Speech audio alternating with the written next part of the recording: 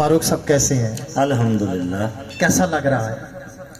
हाँ जी, बस मैं तो ये कह सकता हूँ कि कोई दिन था, कमाल का दिन था, हाँ हाँ एक दिन पूरे साल का दिन था। हाँ हाँ, क्या बात है, आईनों में मेरी ही नुमाइश थी, क्या बात है, मेरे ही खदो खाल का दिन था। क्या बात है। यकीनन आपके खदो खाल का दिन है। आज खुश भी आप हो रहे हैं कि दोस्त इतने दूर दूर से आए आपको अलविदा कहने के लिए, और आप एक डिपार्टमेंट से जा रहे हैं, 38 साल आपने दिए। कैसा लग रहा है? खुशी है, गम है, क्या कैसी कैफियत है? असल में ये जो शोबा है, यहाँ पर मेरे बहुत सारे दोस्त बैठे हैं, तकरीबन कोई 90% असातिज़ा हैं, और मुझे इस बात की बड़ी खुशी है कि हजूर सल्लल्लाहु अलैहि वसल्लम ने फरमाया कि इन्ना माँ वो इस्तो मुअल्लिमा, कि बेशक मैं एक मुअल्लिम बनाकर भेजा गया हूँ, और मैं इस बात पे बड़ा खुश हूँ कि मैं मुअल्लिम बना हूँ, और वो शोबा मैंने अपनाया जो मेरे नबी सल्लल्लाहु अलैहि वसल्लम ने अपनाया। और इसमें मैं एक बात आपको बताऊं कि मैंने B.Com किया था। आज कुछ बातें जो मैंने सारी ज़िंदगी नहीं की, वो बातें मैं आपसे 4 मिनट में ही करना चाहता हूँ। बिस्मिल्लाह बिस्मिल्लाह। कि जब मैंने D.Com किया तो मुझे बड़ा शौक़ था कि मैं बैंक में जाऊँ।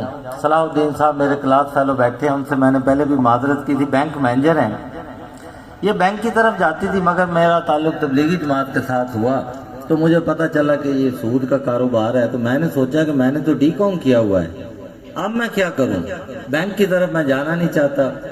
तो मैंने तबलीगी मरकज़ रायमन हाजी अब्दुल वहाब साहब को ख़त लिखा। मैंने कहा जी मेरा ये सिलसिला है, मैं तो बैंक में जाना नहीं चाहता, क्या करूं। उन्होंने मुझे कहा कि आप ऐसा करें कि आपके हड़प्पा के जो जमात के अमीर हैं उनको लेकर मस्जिद में जाएं। हम मस्जिद में चले गए, वुज़ू किया, 2 नफल पढ़े, तो वो मुझे कहने लगे कि बेटा आप बताओ। मैंने सारी बात बताई तो उन्होंने सोच के कहा कि आप टीचर बन जाओ। मैंने कहा मेरा तो ये शोबा टीचर की तरफ जाता ही नहीं। कहने लगे अल्लाह बेहतरी करेगा, आप अप्लाई करो। मैंने अप्लाई किया, अल्हम्दुलिल्लाह तहसील साहिवाल में 4था नंबर आया। वाह, बहुत। और फिर अल्लाह तबारक व तआला ने, मैं 9वें स्केल में बतौर EST आया था, तो अल्लाह तबारक व तआला ने मुझे 16वां स्केल दे दिया। क्या बात है। और ये अल्लाह तबारक व तआला ने ऐसा मेरा सीना खोला कि मैं टीचर की तरफ आगे बढ़ता गया।